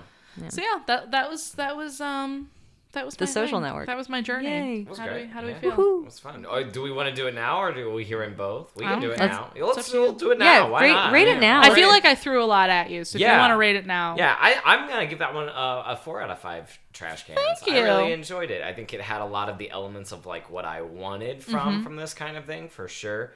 I did have to dock some points because it humanized Mark Zuckerberg. I understand. And, I just can't abide by that. Not real Mark although- Zuckerberg. No, Although I know, movies but Mark still. a plus when it was like, oh, you're a sexual being, because that's still sticking in my mind. That was really funny. Great. I love that everybody knew immediately, because I think when I think of this trope, I think a lot of like, oh, we have to hide it from people. But the fact that like nationwide, like everybody knows, and that's deal the problem. with the fallout, that Yeah. I think was fun, rather than the problem being like, we have to fix this before anyone finds out. Right. I love a good only one bed. Yes. Also, you made me who I am like moment is always so good to me. Yeah. And that one was very cute. Standing up to a bad dad, you gotta love to see it. You gotta stand by your partner against Stand by your man. fucking bad parents. You Yep. gotta do it. You just gotta do it.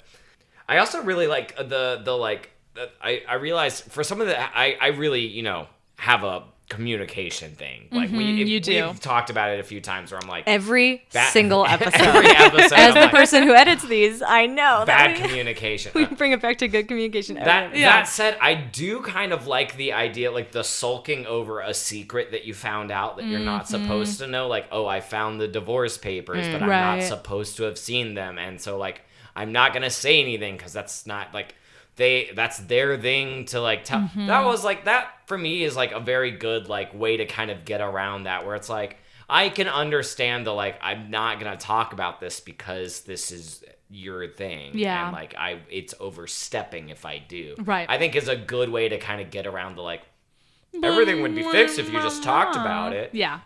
So I really enjoyed that. Like, I like that. Yeah, good. And then I will say, I mean, I another negative for me is just like not immediately being like, I do remember last night, and let me tell you what happened. It's Yeah. like Yeah. that's like, oh Yeah, ooh. they had to have the final big argument. Right, I'm like, Yeah. I might have just Emily preferred did it call if it. just like neither of them remembered, because it just makes it adds an extra, like, I don't know, I just like have had like trust shit in the past, and so like that extra layer of like, why weren't you forthcoming with Right. me? Like, you gotta tell me, you Yeah. gotta communicate that. You can't be hiding shit like that. I know. That's big shit. We got married. I'm your husband. Yeah. I know. I'm glad you liked it overall, But 'cause overall, I very was definitely cute. worried bringing this fandom to light. No, it was fun. I really It's like fun. the movie The Social Network. Yeah. so I do thought too. It was fun having the fandom. but I'm very glad you enjoyed it.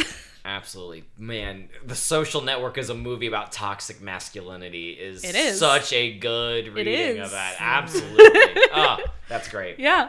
So does yours have anything to do with Facebook or Silicon Valley? It has something to do with dating apps. Oh, okay. Oh, There's great. an app in there. All right. There's an app for that.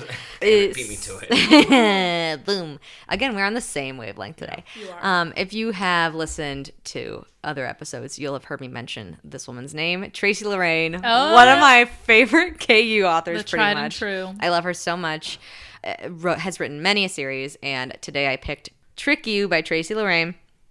It came out July 16th, 2020. I'm just gonna pick this up. And it has 358 pages, and it's a dual POV. Great.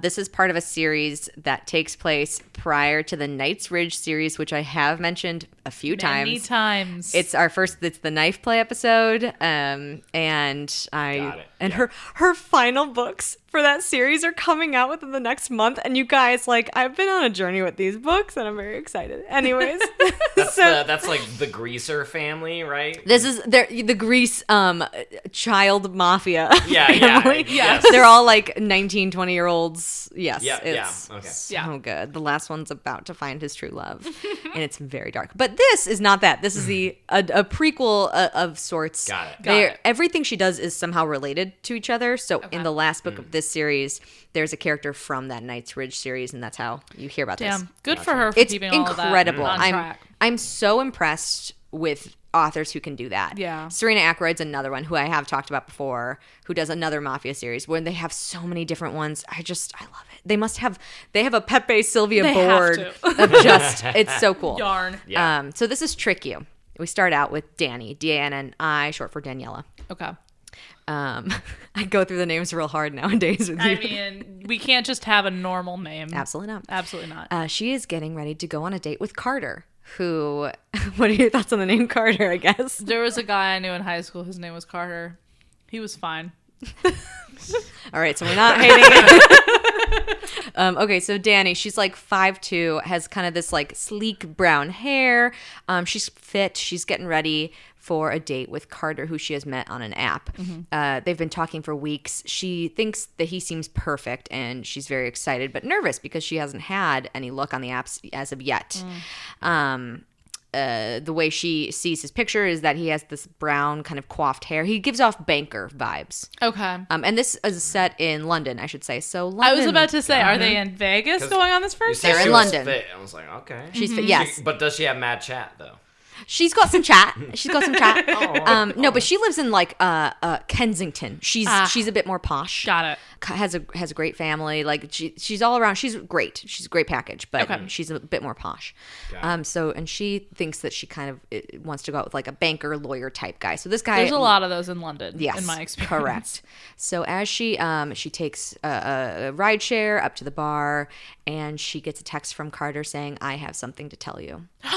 And so she kind of stops, and This she's early like, in the story, Carter? Have they met before? "No, this is the first time they're meeting, but they've been talking for weeks." Got it. So Okay. she's very On the they apps. seem very like on the same Okay, page. okay. And she kind of like steels herself, and she's like, "You know what? No, like I'm already here." And so she texts back, "I guess I'll find out. I'm right outside." And she walks in, and she's looking around, and she doesn't see this guy. And then all of a sudden, a guy looks at her, stands up, starts walking towards her. Okay. This man is covered in tattoos. Hot.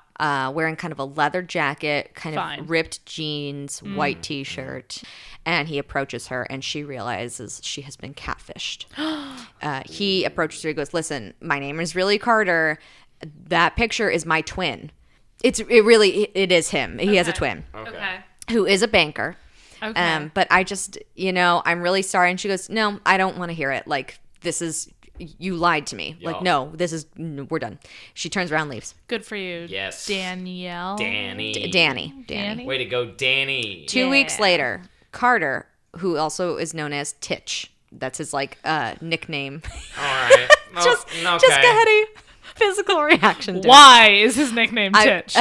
It's his tattoo friend nickname. Also, you'll find out later he does something else that maybe is how he got a nickname. Okay. But I will refer to him as It's Carter. just tits alive. That's what I. That's No, literally. Titch, T-I-T-C-H. Yeah. That doesn't Tittich. help me. So no, it's Bullock. Yeah. So Carter, I will refer to him as Carter, but if I slip up, that's why. Okay. Is trying to get his friend Zach out of his apartment. He lives above the tattoo shop in which Zach owns and Carter works in. In the first book is about Zach and his girlfriend Biff. Spell it for me. Spell it for me. It's short for Tabitha. Spell it for me. Biff. Biff? Biff. Like from. We gotta make like a tree and get out of here. Right. Like Say- back from the future? Yeah, but it's short for Tabitha, like Biff. Tabitha. I guess, yeah. In a Say British it accent. like this. In a Oh, yeah, British it's- accent, Biff makes more sense. Beef. Zach and Biff. Oh, Zach Biff. and Biff. Zach and Biff are meant for each love other. that. Okay. Okay, so the first book Zach is about- and Biff are meant for each other. Yeah, I'm just happy for Zach. He So found this one is good taking bit. place if you end up reading the first book, this is taking place like right towards the end. And so these Okay. books overlap. So Got it. Carter's trying to get Zach out of his apartment. He knows the only person that can get him out is Biff, who lives down the street in another flat. So he runs to Biff's house, and he gets there. He knocks on the door, and who opens it but Danny? He's like, "What?" Turns out she is there visiting her friend, who he didn't know was Biff. She didn't know that they were all connected. Oh. He tells Biff what's going on. Pepe Sylvia. Pepe Sylvia. It's all Pepe We've Sylvia. got boxes. And he tells her what's going on. He leads her back to the apartment. Biff is able to like get him to open the door, and he goes in. So Carter's like, "I'm gonna go back and talk to Danny." So he goes back, and at that time that he is like ringing the doorbell, a food delivery guy comes up, and he's like, "Oh, food for Biff," and he's like, "I'll take it up," because he knows that Danny's not gonna let him in. He goes all the way up with the food, and she lets him in, and she's like, "I don't want to talk to you, but I'm really hungry, and I know you're gonna keep my food if you don't like come in." So far, not Yeah. enjoying that about him. Yeah. Yeah. So, well, because he really wants her to hear him out, like not like a fuck trick you. my way into her apartment. Right, I know. yeah. So they're talking. He is trying to apologize so much, and she's like, "No, just make yourself a plate of food so I don't eat all this food myself, and then go." And Okay.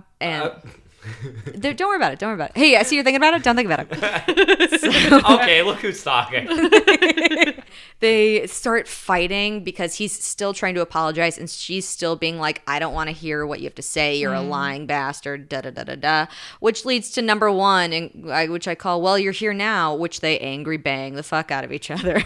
Good for them. Oh, okay. He's like, he spills something. I think the lead up I think I've seen that porn where the Grubhub delivery guy. Yeah, it's Chinese food. He like spills something on his shirt. He kind of like lifts up his thing. He sees her looking at his abs, which turns into She like gets hypnotized by his belly button. Go into each other's spaces, like they're all up in each other's faces, being like, "Listen to me," like, "No, you listen to me," and then they kiss, and then they just do it on Biff's couch. Afterwards, she picks up her clothes, starts dressing, and goes, "All right, you can leave now," and goes into Biff's guest room. I respect everything she's doing. I respect none of what Carter is doing. Agreed. Yeah. 1 month later, that was it. Carter has been kind of trying to figure out how to see Danny again because he knows they had a connection when they were talking. Well, a month later, it's Zach's birthday. And from the first book, we find out that Zach's dad cheated on his mom and Zach has a half-sister. Long story. Fine. Okay. So he's bringing his family together as well as his work family at the tattoo shop, which his mom and dad did not know that he owned. So they're all at a dinner together. And Carter is sitting down. Oh, I'm sorry. This is from Danny's perspective. Danny goes in because we realize that Danny is Zach's biological sister, which no one knew about. Wow. Okay. Because all right. he kept his work family and his family separate. Okay. So only Biff knew. No one else knew. She walks into this dinner and sees Carter, who was like, oh, shit. This is my best friend's sister, who I banged. Oh, I just fucked my boss's sister. My boss and best friend's sister. Okay. Yeah. Okay. After I stole her food. There's so many layers that I'm. He doesn't steal her food. He delivered it to her and ate it with her. Anyways, the dinner. The look Jess just gave me. So good. Just this moment of like, yeah, okay, sure. Yeah, he delivered her food. Yeah, just. Because you don't understand how food delivery works in England. You got it bang. So they the dinner goes well. They kind of sit at opposite ends. They keep kind of making eyes at each other. Then all the young people end up going out to a club afterwards, and they keep flirting. They continuously flirt, but Danny is again like, get away from me. Like, listen, you're hot. It was a great time. You're a fucking liar. So I don't ever want to talk to you. And she leaves. A few weeks later, Zach and Biff ask Carter and Danny to meet them out in Vegas. Okay. To which they're both like, what the fuck? When they get to the airport, they realize they've been upgraded to first class. They both go into the first class lounge, see each other, and go, oh shit, Zach and Biff are eloping. Yeah. And we are their people. Yep. They fly together. The whole time, he's kind of like, we're spending a whole weekend together, so I guess you kind of have to hear me out. And she's like, I don't have to do fucking shit. They get off the plane. They both have like checked bags, and they get outside, and he is kind of like turned around looking at something. She immediately hops into a cab and is like, go. And she leaves him at the airport, which I thought was hilarious. Great.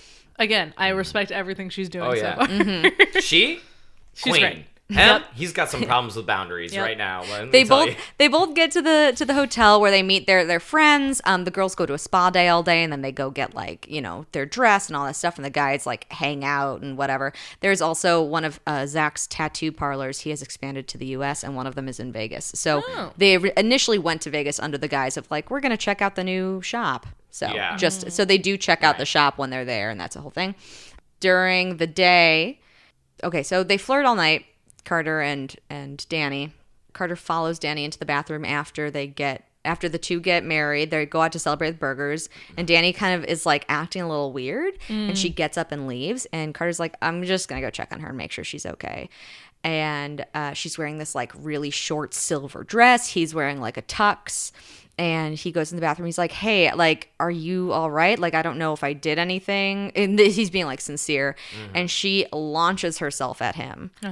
And starts kissing him very hard because his hand was on her knee at one point. And he just looks so good in the suit. And he smells really good. And it's just really hard because she remembers what it was like when his shirt was off and all this stuff. And so they're at least he has powerful abs. They're very powerful. They are hypnotizing abs, which leads to number 2, which I call, I hope his hands were clean in that bathroom. I have realized how many sex scenes are set in bathrooms. Like, there's a lot of bathroom Yeah. stuff. Because it's an intimate, That's where you private take place. your pants down. Right, apparently. And if your pants are already down, why not bang? It's where people aren't gonna walk in on you. That as should be on a easily. shirt. Yeah, if that's your pants are down, why not bang? Why not Yeah. bang? They just fool around. They make out. You know, he Sure. gets to third base. Yeah, I mean it's a public bathroom. They're not in the stall, right? They're, Yeah. like, Well, out it's like a one person bathroom. Oh. Yeah. Oh, okay. Okay. Well, I respect that. And the rest of the night, they all go out to a club afterwards to celebrate, and they're dancing and they're flirting and they're drinking. Cute. The next morning, What could have happened, I wonder? Danny wakes up, rolls over, sees Carter there. Are their shirts on or off? They're completely naked. Ah? oh, Her no head, box. her No head boxers? her head is pounding. Yeah. The last thing she remembers is doing like a cheers with all of them at the club. She immediately gets up, runs to the bathroom, vomits, which is where Carter finds her. Which I was like, I like that that's so real. Like usually, you know, it's like she's just sitting there naked on the floor, makeup like running down her face, hair Yeah. askew, Right. clutching a toilet. And he's like, wow. It's not like cute morning pillow talk. But No. So Panicked, she's just like hungover. she's like, get the fuck away from me. She like manages to wash her face, like brushes her hair. They go down to meet Biff and Zach for breakfast. She reaches for a glass of orange juice, to which Biff goes, what the fuck is that? She looks down. There's a big ol' engagement diamond ring on her finger. And Danny starts freaking out. She looks at Carter and he's like, oh, like he has this moment of realization of like, I remember some things, but also I feel like it was a dream, and she remembers nothing. So she starts panicking. She's freaking out. She's like in tears, gets up from the table, runs back to her room, which is a big suite, which is adjoining with Carter's, by the way. Okay. Just so you all Very know. convenient. Very convenient for those sexy times. Carter goes and he orders her pancakes and coffee, brings them up to her and comforts her, being like, I'm sorry. Like, it's coming back to me in pieces. Like, you really don't remember anything? And she's like, no. And he's like, okay, listen, we can't do anything right now. Right. We're hungover. We don't fully know what happened. And then they find the marriage certificate and they're like, all right, no, so we definitely got we know what happened. All right, now we know what happened. He goes, you know what? Let's spend the day together. Let's just chill out. I've been wanting to talk to you. I felt a connection back when we were talking first time. Like, let's just spend a day together and calm down and figure it out. And she's like, okay. So they go. Do you have something to say? She says, I'm like, why not just get an immediate annulment? yeah. They're busy. They got shit to do. All right. Sorry, suspending my disbelief. The So they PR, go- Yeah, the the tattoo PR of shop. it. They cannot handle some bad PR right now. Right. So they go on like the gondola ride and the indoor Venice part, Yeah. and they get some food. They're kind of sitting there eating gelato. They're talking. They're couple watching. You know, they end up going to the tattoo parlor. She watches him get a new tattoo, which he does not allow her to see. And as he's getting a tattoo, he ends up flirting with the girl who's tattooing him, who they've spoken before. They kind of Yeah. know each other. She gets really jealous, stands up, storms out, runs all the way back to the room. He like finishes up his tattoo and gets it cleaned up and whatever and goes after her. And they go upstairs and they are just fighting again. He's like, why did you run away? What's going on? And she's like, fuck you. And he's like, you're jealous. Just say you're jealous. Say you actually like me. You know, like, let's talk this through. Maybe some good communication. Yeah. And she's like, no, fuck you. They fight. Carter leaves to go to his bedroom, realizes he left his wallet and his phone in her bedroom. Oh. So goes back in to try and like apologize again and just grab his shit. And he sees the shower, like the bathroom door open, and he sees her showering. And he's like, no, we're gonna talk. And so No, Carter. he takes off his No, clothes. Carter. He takes off his clothes, goes into the shower. No, Carter. No. And which I call number 3, shower sex baby. That's not how you talk, Carter. Well, he goes up to her and he goes, listen, you can't get away from me, and I want to ask you this question. And I'm naked, and so are you. Hey, I know you just told me to leave you I said, alone, do you- but I saw your bathroom door was open, so I thought I'd just get naked real fast. He goes, do you want this? Like, aside from all the issues, like, is there something Look at here? my abs. Tell me. Yeah. is there something here, or am I crazy? Like, you're really hot and cold with me because we do this, we get physical, and then you push me away, and I just need to know, like, do you need me to stop trying? And she was like, no, I want this. And he's like, got it. And so they bang against the shower. Okay. And just now, at this point, did it become okay for me? Like, Yes. Yes. Well, everything has kind of been on her terms up until this point. Like every time they've slept, except for the drunken part, Sure. she has said like she's initiated it. Technically, Yeah. all I know, the but physical stuff. he keeps putting himself in her proximity against her will. Well, And two of the then times was she not. initiates it. Two of the times was not against her will. It just happened. Like the dinner where they all sat together because he didn't know she'd be there. Right. And when they go to Vegas together, he didn't know she would be there. Like there's times where they keep getting pushed together, but I will say the other times he was like, "No, listen to me," and she's like, "No." If any man besides Keenan that I was just like possibly even passively flirting with was like, I know what I'm gonna do. I'm gonna strip down and go into your shower while you are showering so we can talk about this. They are married, Jessica. That's what married I people do. would- Didn't you know? I would punch I know you're him new in to the this. dick. I would punch him in the dick without even Yeah. thinking about it. Oh, Hondo B. I get that. Hardcore. They travel back to the UK. But I'm so together. happy for them. This is a love story. Their weekend is over. Biv and Zach are gonna stay and do some more tattoo stuff, in which they were originally supposed to do. Cute. So Danny and Carter travel back to the UK together. Her walls are up the entire time. They land on UK soil, and she goes, "You know what? I need a few days to think straight." And he's like, "You just said that this is something you want." And she's like, I don't know. And so she just runs away. He goes home to his roommate Spike. Oh, Danny. Oh, Danny. Typical Dan. Carter goes home to his roommate Spike, who's also a coworker at the tattoo place. Okay. Well, and- with a name like Spike. Where else are you gonna go? Limited options. And he vents his frustration. Spike says, I think you should just. You're gonna hate this. Oh boy, I am so ready for this. Spike says, I think you should just show up with your shit at her place and don't give her a chance to back out because she keeps saying yes and then saying no. And I think if you just are there, like, she'll get used to you kind of thing. Everyone knows if there's uncertainty in your relationship, an ultimatum. Yeah, don't give her space. Is the way to go Right. for sure. Basically, Just showing up. just move in with her. So that's what he does. He packs up his stuff. He gets in a car, and she kind of is like, "This is ridiculous, but okay, I guess you can stay on the couch." So, I'm so mad. so he's just like, so mad. he's like, okay. So he's like, okay. So they go.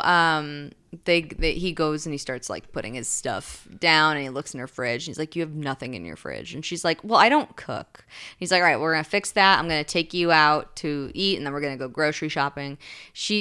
There's like a point in which she says like she really tries to make an effort to stay fit and like active, and she doesn't eat a lot of carbs. So he takes her to like a low carb restaurant with good options, and he makes her favorite meals and buys her favorite things. And she's like, "You remember all this from when I talked to you on the apps?" And he's like, "Yeah, I'm not a fucking idiot." So he cooks for her, and at the end of the night, he goes to sleep on the sofa. Will. Yeah, of course I remember it. I'm a narcissist. That's how I manipulate people. Come on. He goes to sleep on the sofa, and she comes out in the middle of the night, and she's like, "I can't sleep with you out here, so just come into the bed." And so they both fall asleep in the bed, and they're cuddling, and they get a really good night's sleep. That's cute. That's cute. The next day, it's like the weekend. Jess and I like desperately latching on to like, that is cute. We like your story, Emily. Yes. You don't have to like my story. You don't have to do anything. I read this for you, No, and you're going to listen to honestly, it. I'm having a great time listening to it. I really... Just because, I guess we should put a disclaimer. We don't always like the stories Oh we no, read. yeah, I get that. I love her series, and I love her sex scenes, and I love the insane shit that these characters get into. Doesn't mean I condone any of it. Oh no, yeah, I just want to put that out there. Absolutely, this is fiction for a reason. But also, I'm a romantic. So You are. Yeah. This I am- is very romantic. I am. It's so romantic. So romantic. Moving in without her consent. Yep. So the next day, she's gonna go do a run, and he's like, "Why don't you like come work out with me at my gym?" And it turns out he used to be What? he used to be an underground MMA fighter. Sure. Of course, yeah. Which is within the world of the Knightsbridge thing, so it's like underworld Probably shit. where he got all those tattoos. Yes, Yeah. it's They were the poke Yeah, tattoos. stick and pokes. poke. Yeah. takes her through his warm up at the MMA gym, And she's like, already, like, my legs are jelly. And the owner, Mickey, comes over and is like, hey, you know, I have a new fighter. Carter, would you mind breaking him in? And he's like, I don't really do that anymore. And he's like, oh, please, come on. Like, and we kind of find out that he's, like, notorious. Like, everyone still knows his name. Titch, if you will. Got it. And so Carter sits Danny down. Oh, as in notorious? Titch is in what? No, like his name is, I don't know. It stands for something. I didn't write it down. I see you're thinking about it. Don't think about it. So Carter sits Danny down across the room and is like, hey, don't move. Not that this is a dangerous gym, but I just need to know where you are while I'm doing this. And so then he starts the fight, and When my bloodlust takes over, I gotta make sure I remember what corner of the room you're in. When I get angry. Well, the fight starts, and Danny is watching this, and she starts getting really upset seeing him getting hit, even though it's a fight. Like, Shirt on or off? Off. Oh, for sure. Oh, She's looking at him. The His abs have to be out. the abs. Correct. If his abs aren't out, she's mad at him. Yep. Halfway through this fight, she gets up and runs to the girls' locker room because she's like, I don't want to be around. I don't want to see him get hurt. And clearly, like, she's starting to have feelings for him, and she doesn't want to see him get hurt and, you know, tend to him like a wounded soldier, maybe. Just hand on the scale. She then hears like the crowd roar. It's great. And then she hears like a yell, like a guttural, really angry yell. And there's silence. And then there's the pounding of feet. And then the girls' door opens because this is all a guy's gym, so there's barely anyone. Yeah. There's like no women in there. And she sees Carter running in, freaking out because he couldn't find her. And he's kind of like, he's sweaty, a little covered in blood, and which leads to number 4. Bloody, sweaty sex. In the locker room. Yeah. Another bathroom. Another bathroom. And he like backs her into the showers, and then the water turns on. But it's cold, but the body heat warms them That's up. hot. That's hot. It actually, yeah, against the it's a showers. sensory thing. Absolutely. And especially like it's a locker room one, so it's like a big room. Yeah. Yeah. Yeah, for sure. And it's kind of this like, I need you moment. And she's like, don't fight again. I don't want to see that. Like, use me if you need to like get your anger out, or, you know, like your energy out. What did you just say? Yeah. So don't worry about it. Yeah. Don't worry about it. So I'm having a time, Emily. I'm having a time with this one. You thought yours was a journey. So the week happens, and they're living together, but they barely see each other. She has a 9 to 5, and he has like kind of odd hours at the tattoo parlor.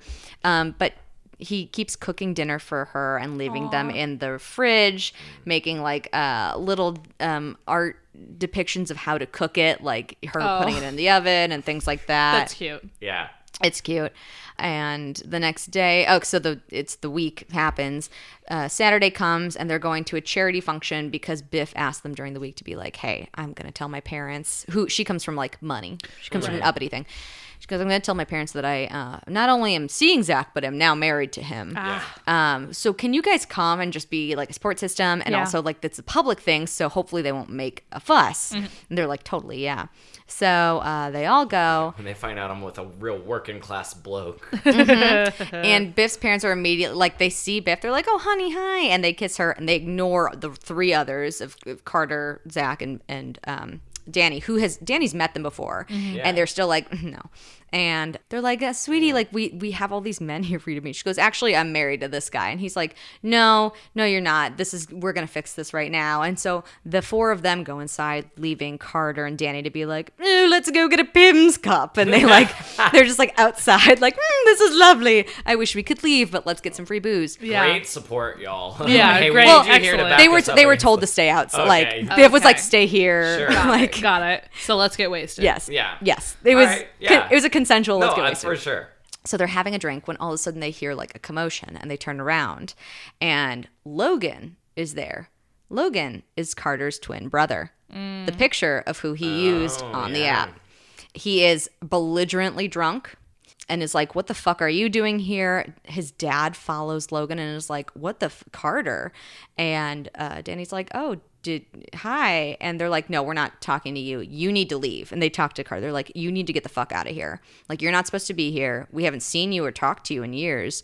Like, what's the point of you being here if you're not going to like, and they just get really like they think they're just being very matter of fact of like, you didn't choose this. And Carter's like, I can't be here. I'm just going to go. And he starts to like kind of walk away we find out like Logan and his dad are like, all the money in the world couldn't fix him. Like he's dyslexic and he can't do business for shit. And he's just, yes, that's what they say. What? Yes, man, that's what they say. And which Danny puts it all together because he's so useless and broken. He can't put words together. That's what they he's say. Left-handed and. I said we should just chain him up. He's in the got basement. freckles. We gave him magic abs, and then he just squandered it. And he's basically been shunned from his family because they thought he was an idiot. Because he's dyslexic. Yep. Those tattoos on his knuckles, he can't even read them. There's no. The E and the A keep flipping. Hey, we're not making fun of dyslexia right now. No. I pictured knuckle tattoos that say "read." I never said it. I can't read them. Awful. Honestly, it's so funny to me the idea that dyslexia would be the thing that's like he'll never work with, like he's out of the family. I know that to me. So many things you can do. It's such a stretch to me too, but also I'm like maybe that's how like. Rich asshole bred British aristocracy. Rich people don't need to read.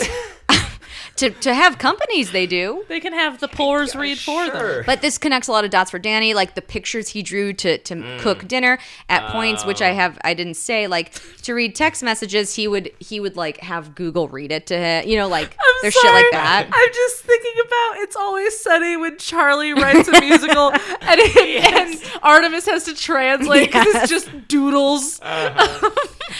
Sorry. Or the one where it's like, you think there's a pirate in there? You mean the room that says private? Like, dyslexia is a very difficult thing to deal with. Yeah. Yes. I have my sister is dyslexic, but it doesn't mean you're illiterate. Like No. you can still write things. Correct. Yes.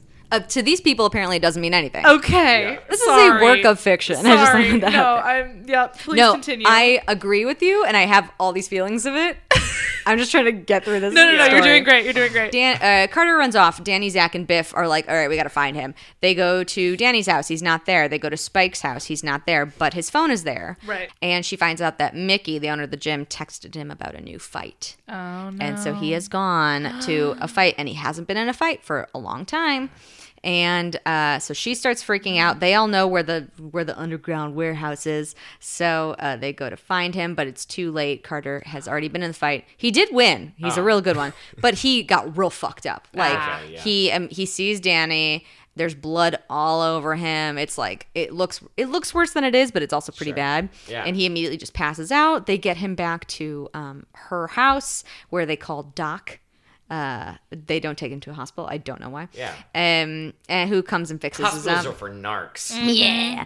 Carter then, in a state of being on meds, tells Danny about his abusive parents, pretty much. Yep. And she Checks gets out. and she gets very like protective of him. And then he wakes up, and his friends are all mad at him and yelling at him for being in this fight. And Logan ends up coming by, and Danny lets him in because she's like, what do you have to fucking say for yourself? Like, you're the reason that he's like this. And he tries to apologize. And Carter's like, you've had years to apologize. Like, go fuck yourself. Like, we're not having a relationship unless you try really, really hard in the future. Damn. And then Spike comes by. He sees Logan. He starts beating him up. And Danny like breaks it up. Logan leaves, and Spike turns on Danny. He's like, how dare you like let him into your house around Carter? And Carter's like, I'm don't sorry, ever. he had Chinese food. What could I do? My hands were tied. Carter's like, don't ever talk to Danny that way. Get the fuck out. And he has all this anger, and he doesn't know how to get it out. And so Danny says, she gives him a hand job while telling him he deserves everything. I call this one he's a good person. Number 5, broken bodies can't stop a hard on, in which he lifts her up with some. He has bruised ribs, but he ignores the pain and puts her on the kitchen counter and ravishes her. And for him. that's pretty much the end of Trick You. Oh. Wow. Does the name mean anything now? Trick You? Because he tricks her the whole time. Yeah. So that was Trick You by Tracy Lorraine, in which they get married. Oh, and they decided to stay married, just in case you didn't know. I figured that out. Yeah, I didn't know if they there was never talk of like getting a divorce. Yeah, They just kind of they were like, we're married now, so we have to spend time together. They hung out for one day and then never mentioned it again. Yeah, exactly. But it was like I guess we'll just deal with it later, and then later kept they kept getting to know each other, and they kept like, hey, and so it's just like, I guess they really did want to be married. Okay. So, in that vein, we're gonna play who do you cast? Because I was like, I don't want to do an FMK. I don't want to do a top 3. Let's do a who would you cast. So Danny is like 5'2". She's a bit petite. She has this long, glossy brown hair, which sometimes is curled, sometimes is not. A bit of a tan skin, but it's like white, and like brown eyes, kind of a cute button nose. And then Carter is like a 6 foot, 6'2" kind of guy. They keep saying his hair is floppy. He has like floppy brown hair. And he's built. He's like jacked, not like juiced up jacked, but not too skinny jacked, like just right. And wears a lot of like white t-shirts and jeans. Can I say, and this is not in any way meant to be an insult, but I am realizing, because we played this game a few times, that the girls are always described exactly the same in these. I know. The guys are always pretty much exactly the same. And that's not something that you like usually read on a back cover. It's just it's always a petite. A more petite girl who's like in shape. Or if they're like curvy, it's like, well, I'm like a little shorter and like I have curves, but like, you know, and I still wear like a size 6. And it's like, bitch, you're not curvy. Go fuck yourself. Yeah. But those are the main two. Because I'm trying to think of a brunette with a button nose who's short that I haven't already cast. Yeah. Honestly, the one that came to mind was Jenna Ortega. Yeah. Which I think we did say, but for another thing. But I know she just like has the proportions that I like immediately. Yeah. But I do think it would be someone older. Yeah. You know? She's too young to play this part now, I think, to have it. I mean, it's a... maybe not. I mean, she's a grown woman, right? How old is she, actually? I don't know. I feel like she's like she 22. plays a high schooler, but she's not... in her early 20s, definitely. Yeah. I'm going to say a brunette Christina Ricci. Oh! Yeah. Actually, that's a great idea. Yes. That's what I'm going to That's go with. great. Yeah. And I'm literally going to Google floppy-haired actors. I think also the tattoos is the big part of that. Like, they have to be tatted up. But, like, actors don't really have Some tattoos. Some do. Not to that level. Like, Chris Evans has a ton of tattoos. Ugh. Yeah, but they'll just add the tattoos. Google thinks that Colin Firth has floppy hair, and I don't know if that's accurate. I could see. Wait. Farrell. Wait, Colin Firth? Firth is on Mr. this. Darcy? Yes. No, Colin Farrell has floppy hair. I agree. I'm going to say Robert Pattinson. Oh. Because he has really floppy hair. Ooh, actually, I agree with that. And he would look good with tattoos. And he's British. Yep. And could play the posh twin brother as well. Yes. Yep. Ooh, I feel like let's just do that. That's the casting. Christina Ricci and Robert Pattinson. Yeah, absolutely. Great. I'm fine with that. I'm fine with that too. So, well, what are your thoughts? Oh, man. Again, I'm not upset. No, I enjoyed reading it. It was fun. That's the thing. Like, And I enjoyed listening to it. Yeah, I had a No, you great didn't. time in that. Well, I had a lot of fun listening to it and in the recap and stuff. Like, Yeah. it was very entertaining, which Yes. is ultimately the point. Yes, right? Like, that's why I like these books. They're so like crazy ridiculous. Like this is not real. Like this could Right. never I be know. real. And this is not a podcast of like this is books you should read for good models of relationships. No, okay, yeah, that's true. Like, you know, like I gotta remember, like, the point of this is to get some hot smut, and sometimes you need some shower Oh, But sex. I do that's- enjoy having a moment to go, what did they just say? yeah. And I do enjoy seeing your reaction when I say shit. Thank you. It is one of my favorite parts of this podcast. And I know people can't see this because it's an audio medium. Right. But it's just so wonderful. Will, your thoughts? Sorry, Will, go on. At a certain point, I just kind of stopped taking notes and enjoyed the like absurd soap opera-ness of it all, and just was like, I'm just gonna let it like wash over me and react in the moment, because that's really all you really can do at a point where I was like, oh yeah, he's an underground fighter too. Great, Sure, perfect. Hit me with it. I'm on the ride now, and I think it just took a little bit of like beating down the part of me that was looking for like rational, like real world justifications to go, all right, this is just a roller coaster for some sexy times. And so, you know, I think I need to remind myself of that as I reflect on it, because I at the beginning was really just like, they have not earned my goodwill for this kind of behavior yet. Like, I don't know Carter from Jack, and From Logan, if you will. absolutely. So for the beginning, like first of all, forcing himself into her apartment with takeout food was weird. I know that she like initiated stuff, but like, and you were like, it's like a hate fucking, but like for me, hate fucks are satisfying when there's history. These were two strangers that were hate fucking. They texted on the apps for like 3 weeks, Will. I also appreciate that like consenting adults using each other for sex is something that like can and should be allowed to happen, kind of thing. Like if she is like, this random guy liked me but I don't care, I'm trying to get some, and he's game for it, they're both into it consensually, then good for them. Right. Like that, I'm fine with that. I think Carter did have some boundary issues like around that, like could not just take the fact that like, hey, no, this is physical, and like if you're cool with that, we can be cool with that, but I need you to leave my apartment right now. Yeah. That said, like I also like I really like a woman with some sexual agency that's like, because I think a lot of times you'll see this, you know, there's the idea of like women can't be like just in it for the sex and like can't just be using it. There's got to be something more there. I'm like, no, it can just be like, I found this guy on an app and I'm horny right now, and his abs are great, and he's got great abs. You guys, his abs, I cannot stress enough. Magical. I like would wish that had been a little bit more clearly communicated, because I do like the magical abs. I'm so sorry. No, sorry. Yeah, the magical abs, crystal clear. I can see them in my mind.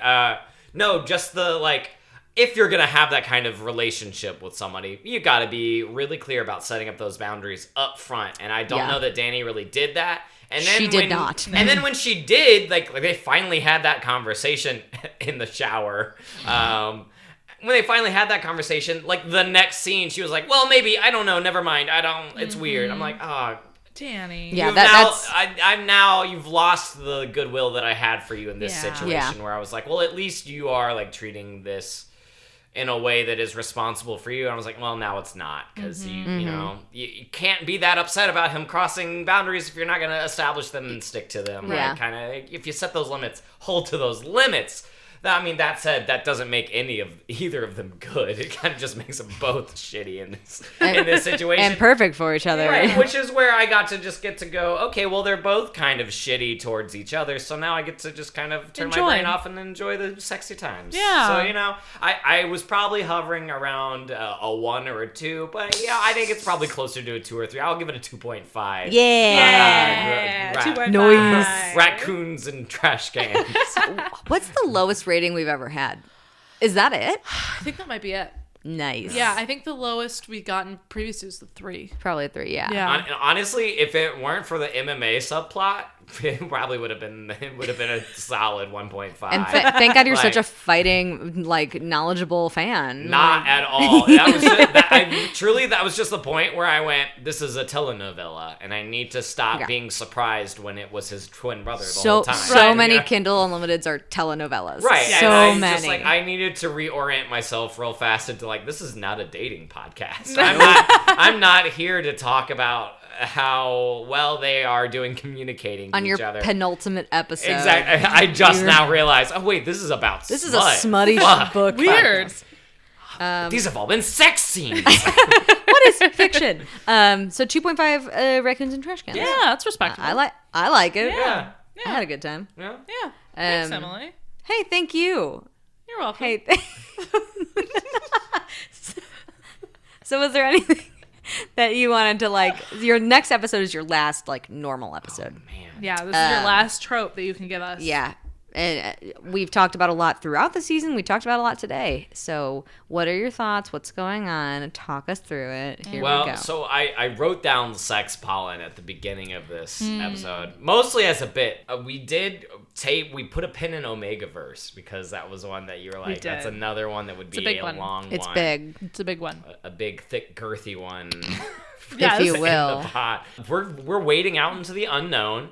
This is exciting. It's not often that I throw something at you all that you've never touched before. Yeah. You've So done it I'm twice gonna this season already. well, now we're gonna do it again. We're raising the Wow. bar. The And I think it's stakes, appropriate they're because coming up. because the Omegaverse came up with Sean too, and she also never picked it. So I think it's appropriate that we just keep teasing the Omegaverse. Yes, and we never do it. Never do it. Well, because we did have the Mean Girls fic, the one that you did for Bully. That was a That was Soulmates one. Soulmates. That That's was not an Omegaverse. Omegaverse. So that's not the same thing. No. then. Not at all. Okay. Yeah, it's different. All right, well, let's go Omegaverse then. Why not?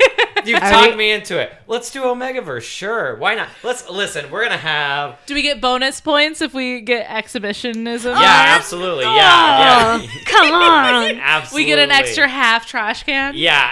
I've also never read a KU Omegaverse one. I was telling her because I read a fan fiction one and I was like, I'm gonna find one, and I started looking and I was like, I can't even look right now. Like there's so much All happening. right. Well, now you're gonna have to. and now I'm gonna Yeah. have It's to. on. Oh yeah, it's gonna be real gonna be a interesting. lot. Omegaverse is what we're doing next for Will's last full episode.